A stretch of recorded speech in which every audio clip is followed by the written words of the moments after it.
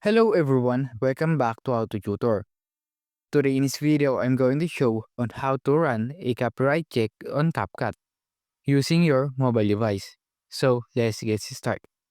First, open your Capcut app on your mobile device. Choose a project that you're working on.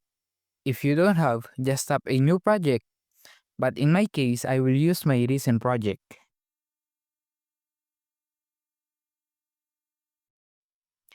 After that, at the bottom, tap the audio icon. Here, you will see the copyright icon. Tap on it. Now, you can check for copyright for export and copyright for posting TikTok. Just tap the check button to run it.